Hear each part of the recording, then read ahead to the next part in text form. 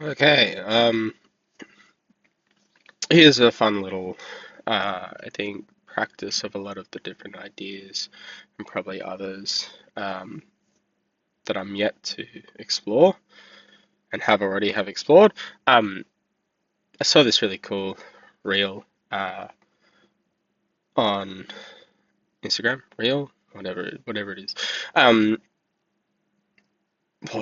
Probably a day ago, and the idea that this guy's presenting in that first one was super articulate, very well put, very nuanced, and I loved it. And then he's made another one that I've just seen. Well, he's been making a lot, obviously. So I don't know where this is in the timeline, but I just encountered this other one, and super interesting again. But I want to sort of like I've only watched it once, and it was enough to make me go, "Oh, I would like to actually unpack this and do it and record this process." There's, I think, some things that are worth adding to what he said. So that's what I'm going to try and do, and I think there's a few caveats at the beginning that I'm gonna make. The first is basically that. Uh, what this guy has done for the limitation of the platform that he's making this media for, I don't think I could do a better job of.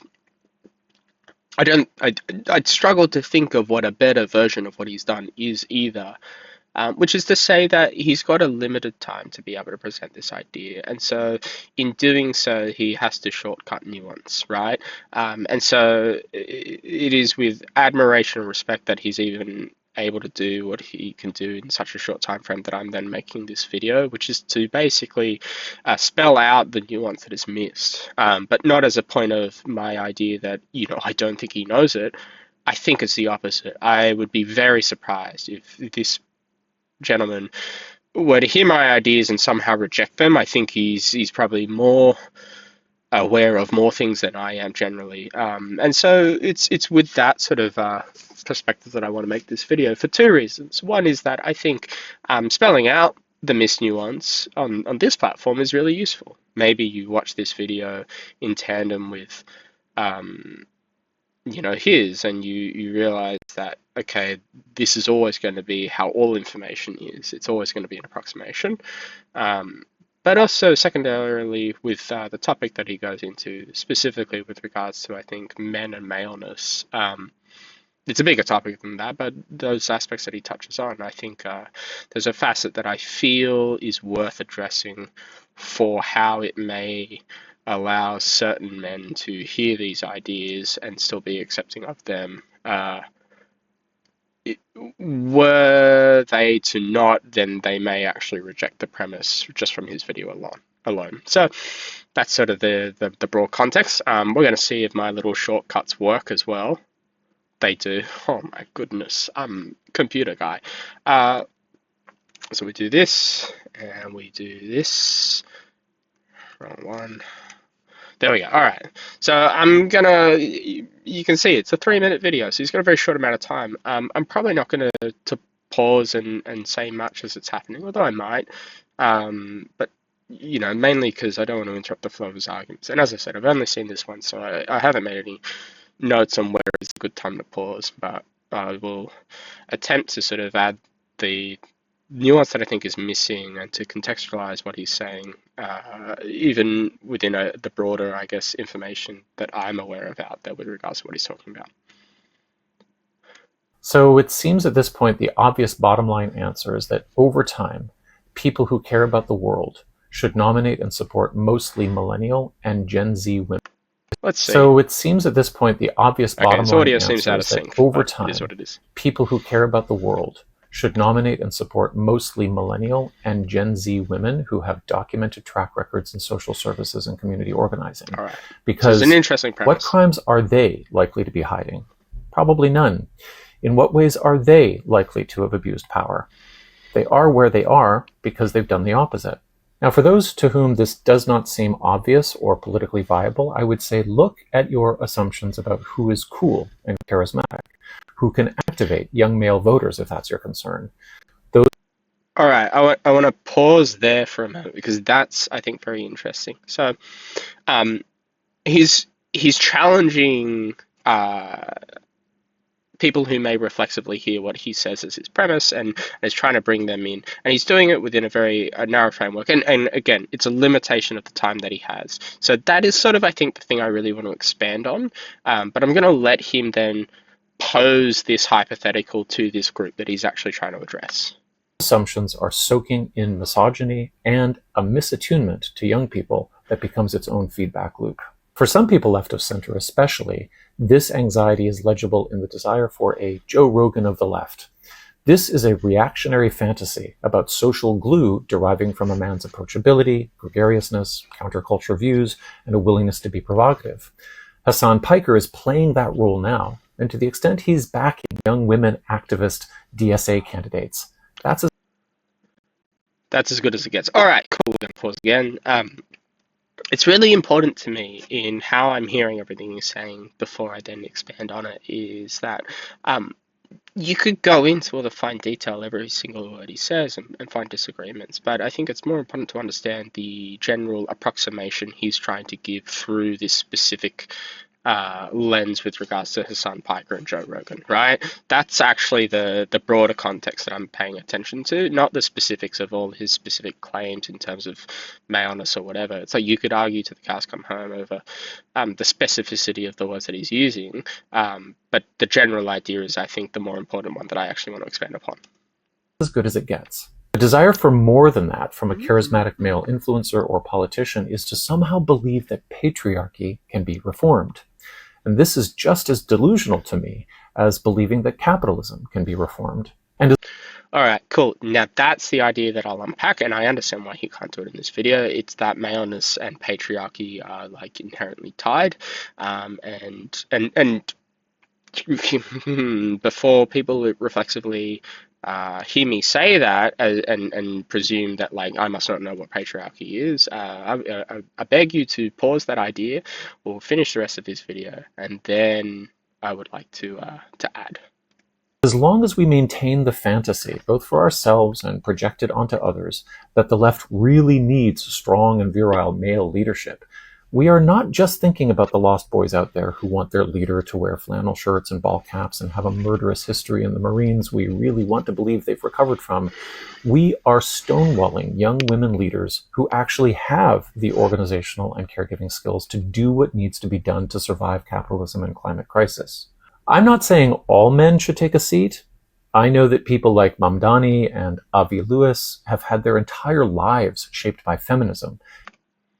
All right, that's delightful because you can see that he obviously knows more. He mentions this little caveat. It's brilliant, and that's why I'm like, hey, I want to make it very clear that this gentleman here, the idea that he's presenting, is clearly that he's limited to a 3 minute time frame, and I'm going to take advantage of the fact that I'm not. But there's clear indication that he's got a far more nuanced version of what he's presenting here in this 3 minutes that we just aren't seeing. And have lived in activist communities for long enough to have passed a kind of peer review. But these guys are rare. Millennial and Gen Z socialist feminists are not rare, and they're not doing crimes, but are statistically likely to have survived crime to be able to understand and fight its causes.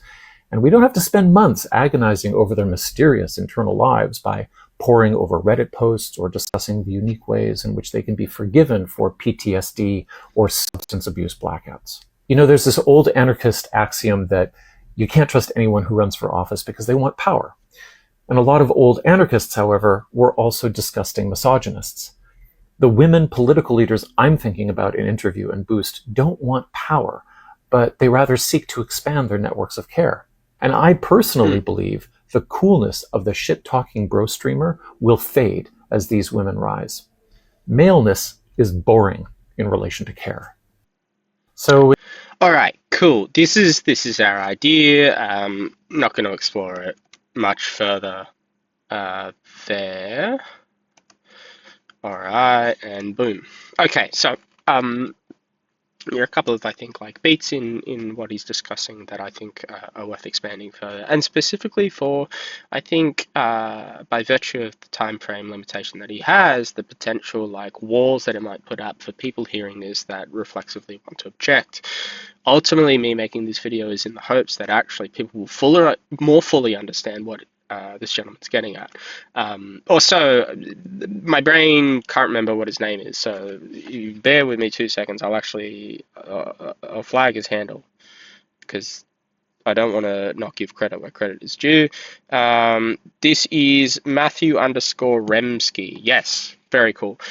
So Matthew, Mr. Matthew, we love what you're saying. We love the nuance. Okay, let's talk about actually what I think is missing.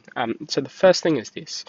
Uh, there is a connection between maleness and patriarchy, but it's not an absolute connection. And I think that's really important to understand, is that everything that Matthew is saying is this general approximation, and he's basically saying, hey, if we have inaccuracy in our ability to know something with certainty, then our method for selection would be better improved in giving us a higher likelihood of success and outcome in avoiding a certain situation if the selection process itself was potentially changed to favor the outcome that we want, right? So what is he actually saying there?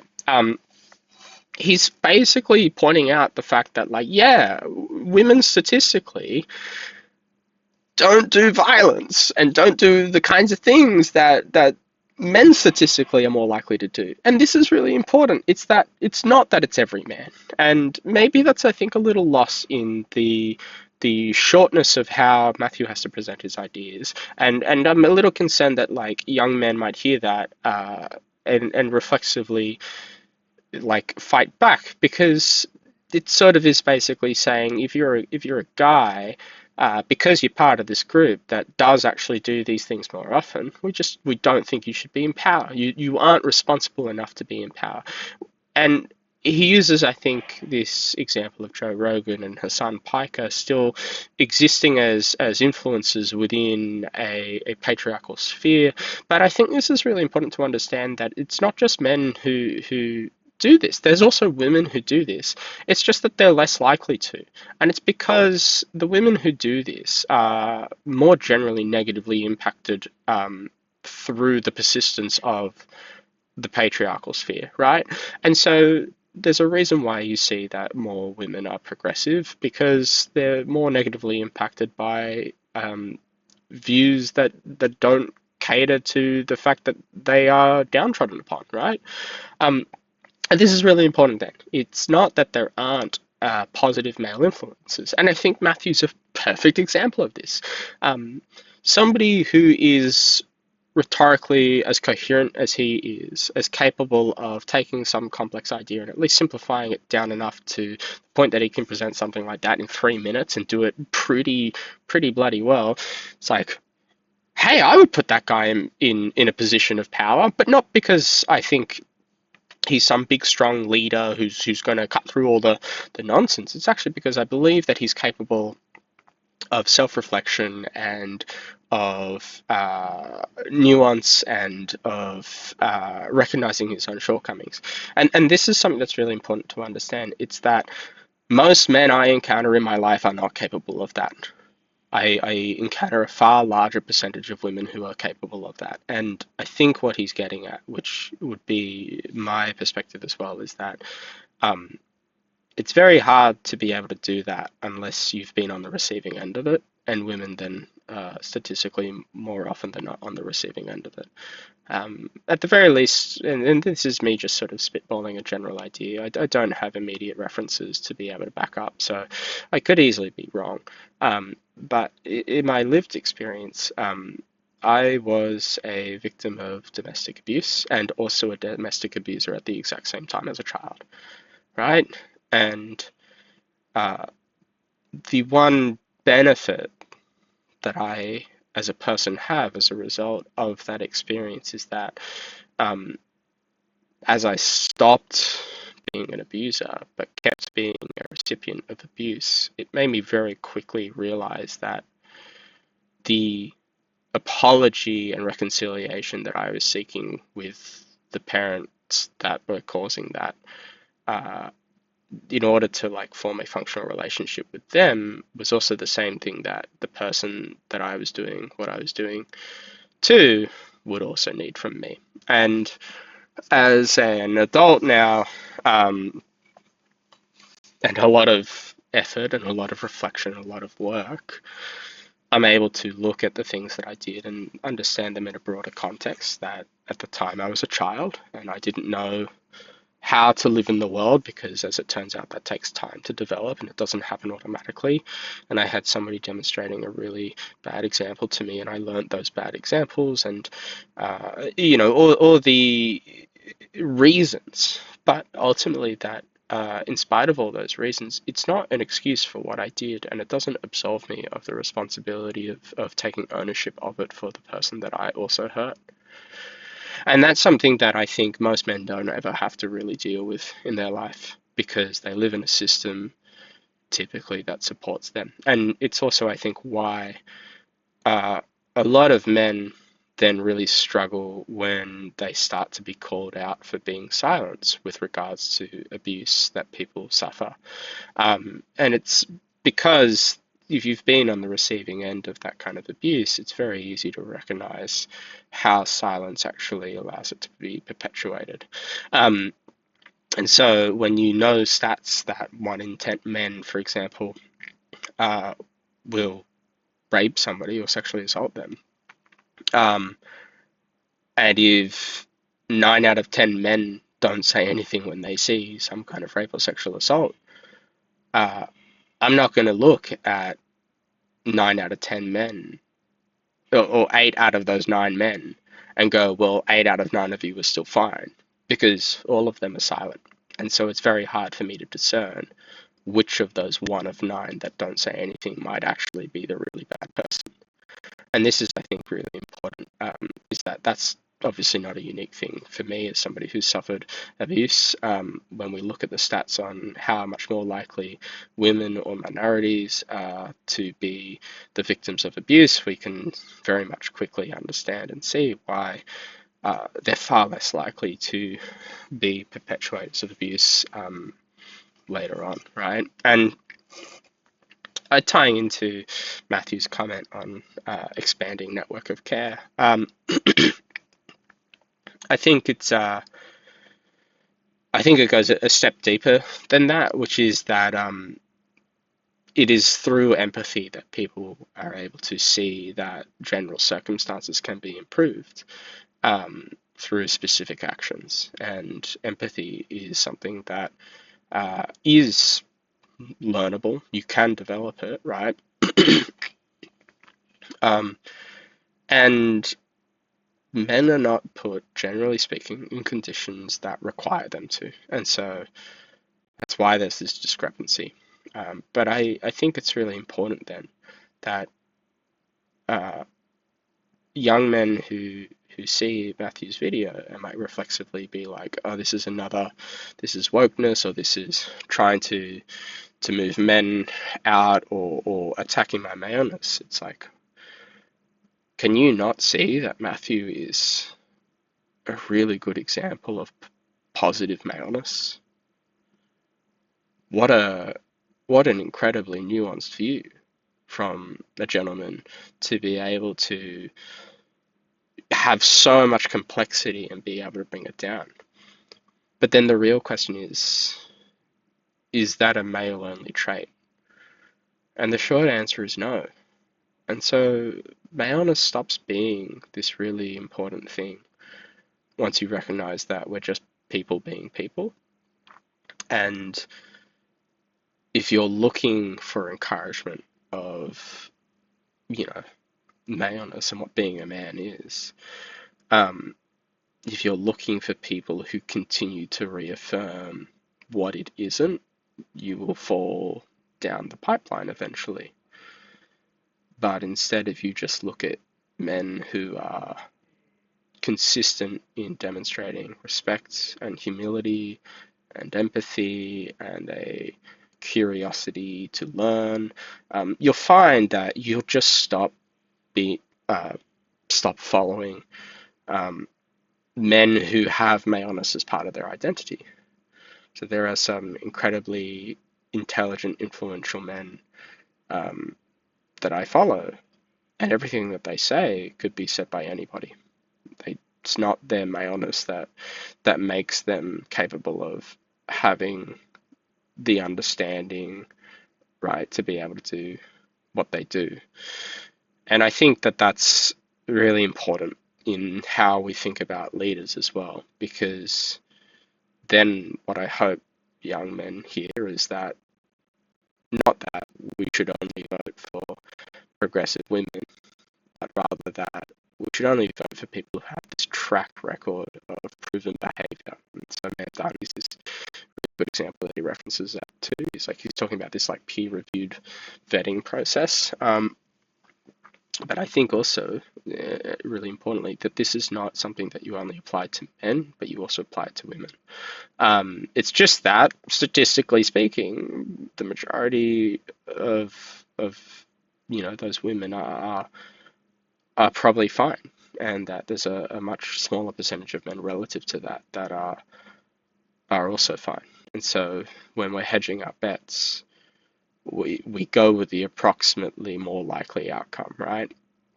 And I'll finish with one, I think, good example of this that I've experienced. Uh, where as a man trying to interact with somebody, there's always this dynamic of my maleness with respect to somebody who isn't male, for example. That's like unavoidable in terms of like the physicality of just sort of how my body is. It's like I'm 6 foot tall. Um, Statistically speaking, I'm taller than the majority of people ever, right? And so uh, there is this weird balance of trying to um, interact with people with that in mind, to not accidentally make somebody uncomfortable. And young men will know what this feeling is because they'll often try and reject it outright or make excuses for their bad behavior by coming up with generalisms like you can't say anything now or make mountains out of molehills of like, oh, but what about false accusations or stuff like that, right? And this is a really interesting thing that I unfortunately got to be on the receiving end recently, not with regards to some kind of false accusation, but with regards to misinterpretation of my behavior, um, where over a period of time interacting with somebody, um, there was uncertainty in all of my thoughts with regards to interacting with them that sort of later became clear, and in my attempt to communicate that with them clearly, and to trying to decide to what extent I was transparent, I was very transparent with them, and uh, it was very hurtful. And it's something that I gave them the choice about as well in the first place. I asked if they wanted the transparency or if they would rather just sort of not know, and they wanted the transparency, and maybe they didn't know to what extent they were going to get hurt, and maybe I could have done a better job of explaining it to them as well. But I went with a higher degree of transparency, and I never even gave them the full picture either. Um, in the process at the time, they handled it, I think, very well. Um, I handled it as best as I could as well, and I tried to make it clear that I had a lot of regret over the fact that it had taken me as long as it had to figure some certain things out and then to communicate them, and that you know uh, I had reflected, and there were certain decisions that I'd made that I realized I would rather have done differently, and if I could have gone back, I would have done them differently. Um, and then a number of months passed after this period of time, and they came back to me, and they were very angry, and they were accusing me of manipulating them and causing causing them all sorts of feelings. And something that was really interesting to me was the way, at the end of this message, they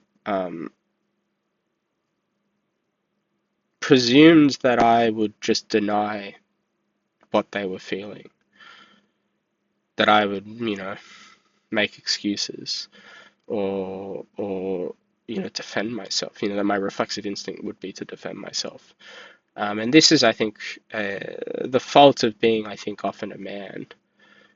But for me, all I could see was that I'd hurt somebody really badly, and I still really regretted having accidentally hurt them. But I think the other facet is this. This person presumes that my intentions weren't genuine in how I tried to describe them, and they presumed that there was a higher degree of malice, after having had a couple of months to think everything through further, right, without my input. And I think that's also something that I don't know the perfect answer for any individual, so it's impossible to make a generalization without being wrong for specific people, right? But I think that is always going to be a problem in the same way that it's always a problem for men, that a lot of men don't speak up against abuse when they see it happening, and being done by other men. And I think it's the same for how any human is capable of falling into the pitfall that this person genuinely meant to hurt me, and then because of that assumption, I'm going to make other assumptions and make other presumptions. That, yeah, I think, and maybe I'm rambling a little bit here, but I think that's also the other facet that's lost in Matthew's video, that as much as he's saying you should typically vote this way if we want to see a consistent improvement in certain aspects of what he's talking about, I think the other thing that's lost is, and I'm sure he would admit this, is that just as much as there are men who are wolves in sheep's clothing, and a much higher percentage of them, there are also women who are like that. And I also want to make a clear distinction that I don't think it's necessarily that there are women who are like that on purpose the way that there are, I think, more men who are like that on purpose. There's all sorts of reasons why people can have negative behaviors that are a result of circumstance. I know that in terms of how I acted when I was a child. But I think then the key bit is we want to find people generally who can own their foolish mistakes, who can, in full transparency, talk about what they've done and why they've done things, including the mistakes that they've made.